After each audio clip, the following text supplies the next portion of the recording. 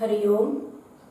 ॐ पार्थाय प्रतिबोधितां भगवता नारायणेन स्वयं व्यासेन ग्रथितां पुराणमुनिना मध्ये महाभारतम् अद्वैतामृतवर्षिणीं भगवतीम् अष्टादशाध्यायिनीम् अम्ब त्वामनुसन्दधामि भगवद्गीते भवद्वेषिणीं प्रपन्नपारिजाताय तोत्रवेत्रैकपाणये ज्ञानमुद्राय कृष्णाय गीतामृतदुहे नमः। वसुदेवसुतं देवं कंसचाणूरमर्दनं देवकी परमानन्दं कृष्णं वन्दे जगद्गुरुं श्रुतिस्मृतिपुराणानामालयं करुणालयं नमामि भगवत्पाद शङ्करं लोकशङ्करम्। Bhagavad Gita, a conversation with God daily. In this series, today, chapter 10, shloka number 6. Maharshaya sapta purve chatvaro manavastatha madbhava manasa jata येषां लोक इमाः प्रजाः। Yesterday we saw that intelligence, wisdom, and then patience, truth, control of sense organs, control of the mind, happiness, misery, all feelings, everything, they actually are born out of God. And today it is continued. Maharshaya sapta purve chatvaro manavastatha. The 7 rishis, the Sapta Rishis, Bhrigu, Marichi, Atri, Angiras, Pulastya, Pulahar, Kratu and Vasishta, the Sapta Rishis. And the Sanaka the Rishis, those 4 who existed even before these Sapta Rishis. And then the 14 Manus, they all actually were born only out of me. Madbhava, totally immersed in my thoughts. They don't have any other thoughts or feelings. Such rishis and manus. Manasa jata. They were actually born out of me because of my sankalpa. I willed that they be created and they were born. They were not born like ordinary living beings from the womb of a person. And from them, all these living beings, they were created. All living beings in this world, they are actually, they are born from them, either their own children, the generation, or their disciples. Janmana cha vidyaya cha. So from them,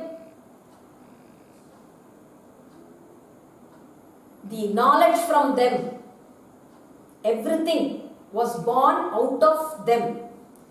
Either their own children or their disciples. Everywhere Krishna says Madbhava, immersed in thoughts about me. So everywhere, if we just look at these shlokas, previously Mattayeva, from me, all these feelings, they were born. Now these rishis, manus, from me, they were born. And one who actually realizes me as that one without beginning, then he attains liberation. So everywhere continuously me, I. And that's why we've been saying daily a conversation with God, a conversation with God. So in Bhagavad Gita, actually, God is speaking with us. These 20 minutes or around half an hour that we spend in listening to Bhagavad Gita is actually we speaking with God. He is speaking with us, and if we get any doubts, then everything will be clear. He is the Antaryami, right? So, He will listen to those doubts. He will clear them for us. And so it is actually a conversation with God daily.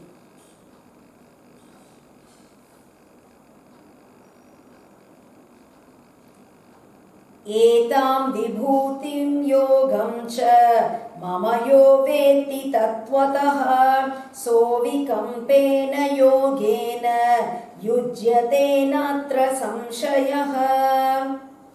Etam vibhutim yogam cha, and one who actually understands this greatness of mine,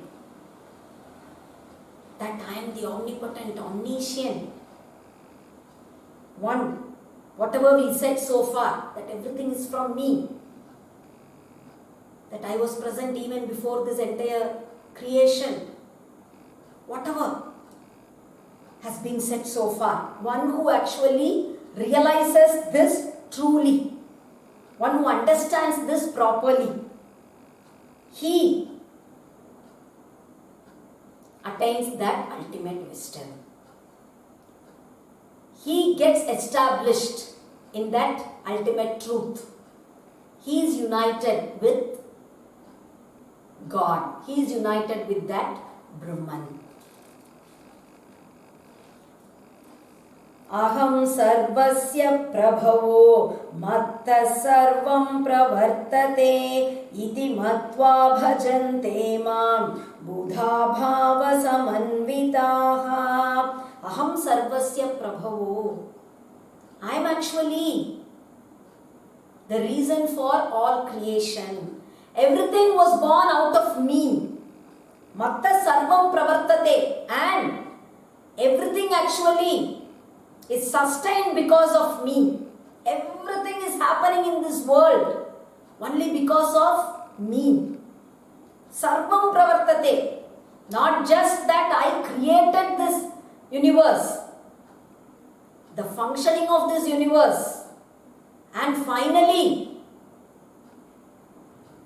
the dissolution of this universe. Everything is because of me. Iti matva bhajante mam. One who actually is devoted to me with these feelings. One who looks upon me like this and is devoted to me. Bhava samanvitaha. With love. They think of me with so much affection and love. Machchitta madgata prana bodhayantah parasparam kathayantascha mam nityam tushyanti cha ramanti cha. And Machchitta, they always think about me. Madgata prana, the sense organs are also called as pranaha. The eyes, ears, nose, all sense organs. So Madgata pranaha, everything totally dedicated to me. If they see something, then it is related to me. They hear everything, only related to me. They do things only as my service. They go only to my temples, to my satsangs. They eat only my prasad. They smell only my smell.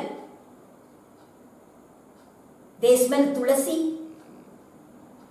They actually smell the agarbatti. So whatever, all their senses totally for my sake. Or Madgata pranaha, their total life is dedicated for me. They know nothing else. They know only me. Right from morning till night, they keep doing things only concerned with me. Bodhayantaha parasparam, and even when they speak with each other, when they gather together, then they actually discuss about me. Whatever is actually said in the Vedas about me, based on that, they discuss various things and they learn from each other. And they speak with each other about my attributes, my strength,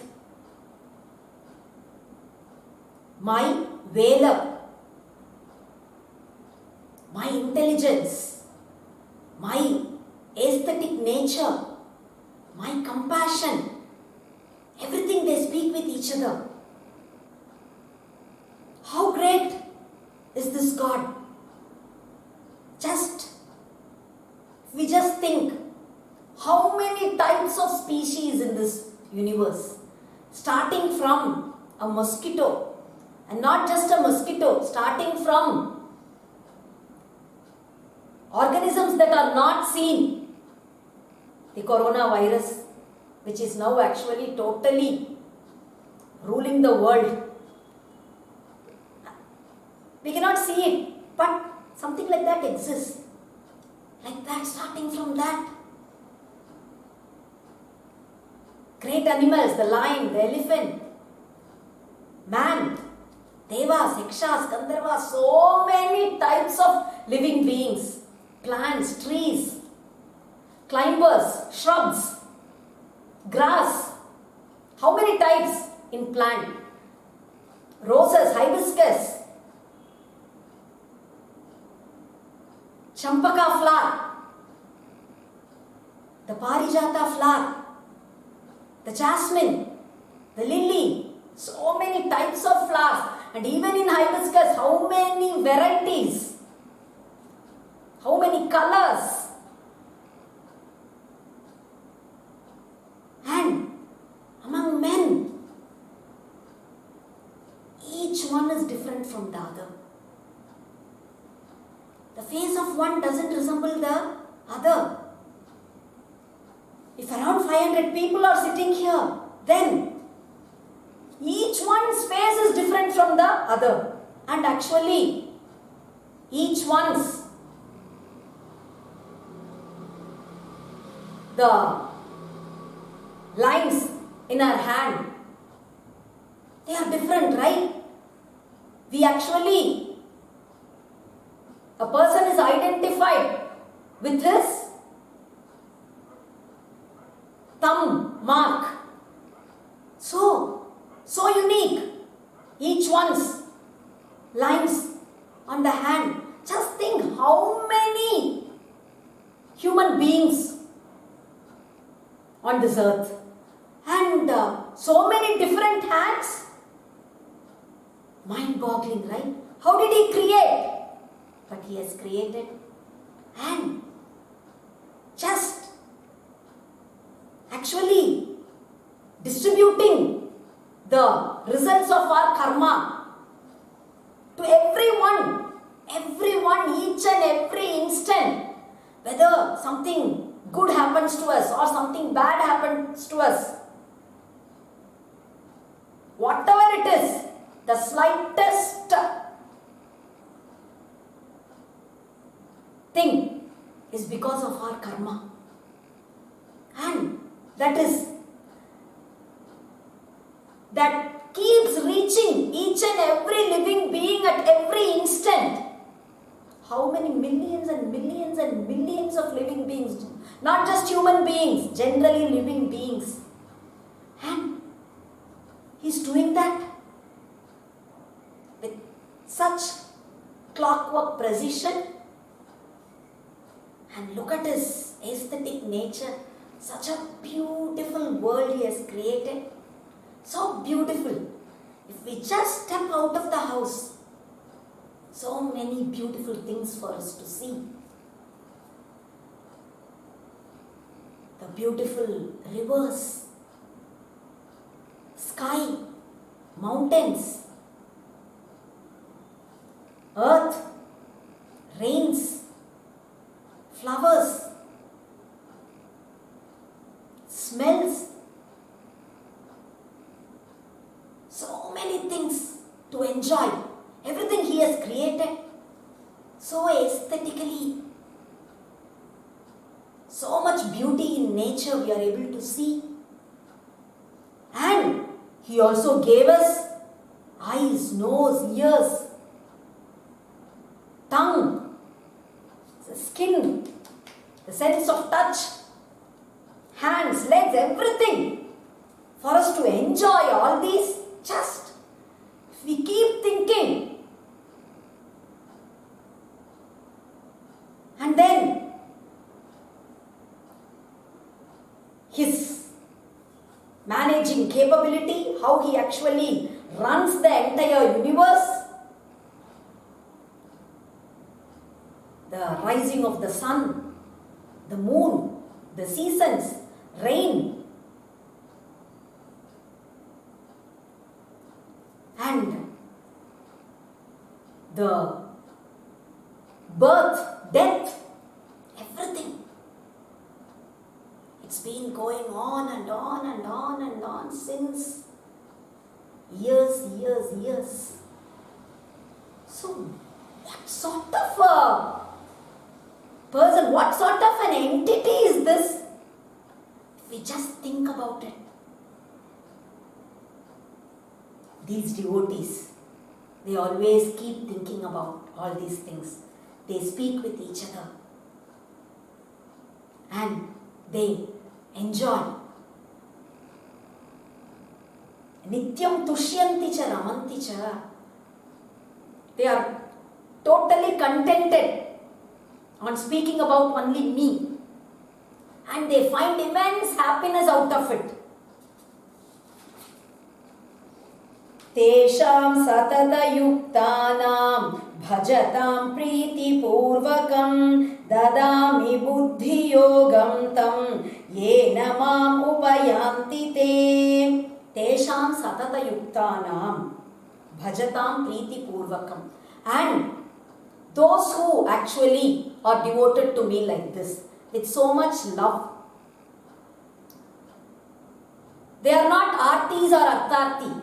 They are not devoted to me because they want something from me. They always think about me, they always speak about me, they always go to my temples because they like it, nothing else. They like it. They like listening to Gita. Oh, it's so nice. I'm learning so many things. They like writing the Rama Nama. They like going to temples. Everything they do because they like, with so much love they are doing it. And for them, if at all they don't attain that wisdom, the final moments. It has arrived. The soul is going to leave this body. Their actually allotted time on this earth is over. But still, they haven't attained that wisdom that everything is Brahman. Whatever I see is Brahman. I am that Brahman. That wisdom, that knowledge. They've heard so much. They hear to so many discourses, but they haven't yet got it in experience. Then God keeps looking. Okay, let me see. Oh, he has improved a little bit. He has improved a little bit more. He will attain. One day he will definitely attain that. He is so very eager than us. And he keeps waiting. And if at all we attain that, he is so happy.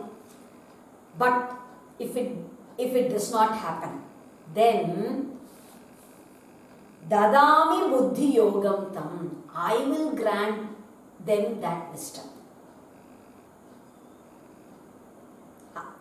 You can get liberated only when you get that wisdom. So, I will grant them that wisdom. And through that, they attain me. They actually become myself. They become that Brahman itself. Teshamevanukampartham aham ajnanajam tamaha nashayam yatma bhavasto jnanadipena bhaswata. Teshamevanukampartham. And I do this out of compassion towards them. Throughout his life, he lived for my sake. He lived being devoted to me. And now, I will not allow his life to go waste. So, Nashayami aham ajnanajam tamaha. I will destroy that ignorance. I will totally dispel that darkness born out of delusion and ignorance. And I will light the lamp of wisdom. How? Atma Bhavasto, being in his mind. Is it easy? To even reforming somebody is difficult. Making someone do something is difficult. We want someone to do something means no. Everyone, they will do only whatever they want. So now, making one feel I am that Brahman, that ultimate wisdom. How? Because I am there Antaryami, being inside. Pundiyil pugundu avan paal aadaram peruga vaitha alagan. Residing in his antakarana, I grant him that wisdom. I light that lamp of wisdom with the oil of devotion and the thoughts totally concentrated on me. Only thoughts about me is the slight wind. And with qualities like brahmacharya, detachment, having no hatred, no attachment, no dualities. With such things, a lamp means it must be lit in a place without strong wind, right? So, this desires, attachment, all these are kept out. They are prevented from entering. In such an atmosphere, I actually light that lamp. We'll stop with this for today. We'll continue tomorrow. Hari Om.